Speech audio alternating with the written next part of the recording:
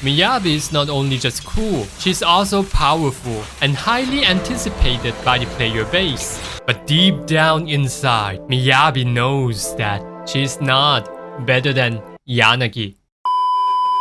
Hello, proxies. So I'm here waiting for the patch 1.2 with Piper. But let's talk about Yanaki, the new characters that MiHoYo just dropped. So basically she's an electro and normally characters in Japanese archetype. I mean, just look at her samurai shoulder guard and her belly guard, wielding a traditional Japanese weapon, naginata. Basically everything about her lines up perfectly with Raiden Shogun and Acheron. Except her appearance and voice actor. The voice actor is the same with Robin in Honkai Star Rail. And by the way, Raiden Shogun and Acheron shares the same voice actor in Japanese. And with so many similarity, there must be this moment in the process of making these characters. They must be considering that, are we gonna make another Raiden Shogun copies in Zenless Zone Zero and name her something like Raiden, why are you so hot? Because that must be easiest cash grab for MiHoYo for how popular is the Raiden Shogun. And we can also see the same kind of decision is made on Miyabi, which is a katana wielder with ice element, which is the same with Kamisato Ayaka in Genshin. They could have just made another copies of her and put her into the Zenless Zone Zero, but they decide not to go with this cheap business decision, which is objectively a safer route, and decide to make a completely new character that if I don't bring this up, you probably couldn't associate Miyabi with Kamisato Ayaka and Yanagi with Raiden. We can also see that in the Acheron because her name is literally Raiden Mei. Even though you can still associate Acheron to Raiden Shogun and Raiden Mei, like the serpent element from her design, which is a serpent that Raiden Shogun defeated, at least you can associate them that way. And Acheron herself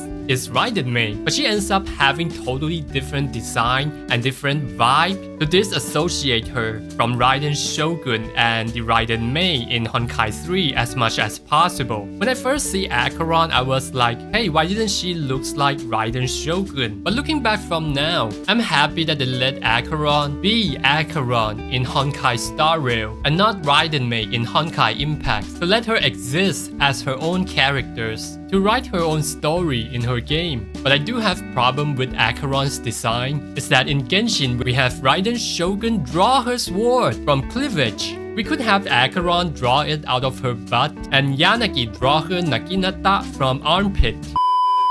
And you can also see that kind of integrity on Yanaki. Instead of going for cheap, corporate, boring, cash grabbable decision, they decide to create something new and refreshing and let the game live by its own identity. And I think with this decision alone, MiHoYo have won my respect because you don't really see this kind of quality nowadays from a big corporate. Like there's so many movies and games are being remade over and over again because it's simply a safe business decision that probably sacrificed too much of a creativities. Especially MiHoYo is like top 15 corporate in the world by size. But of course, I would never forget that they give 3 pools in the 3rd year anniversaries in Genshin. It would have been less insulting if they just spit on your face for 3 times. It's not the most heinous thing that a game dev could do, but that will leave a mark on the back of every Genshin player's head. But I do think that Zenless Zone Zero is heading toward the right direction. We do see a lot of quality of life improvement and actually listen to player, removing the TV mode and a lot of problem in the game. But we all know why they listen to their players.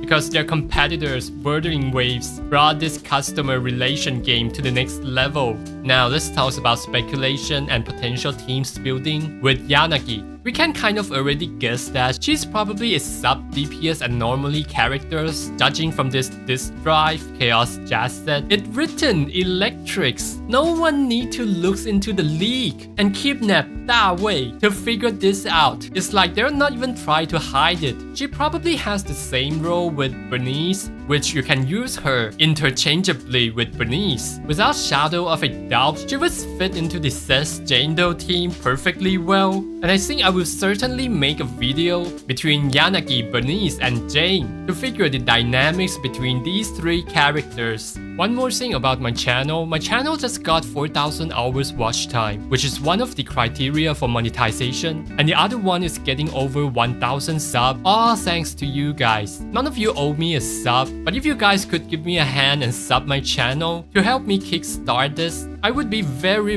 much appreciated. Alright, see you guys in 1.2.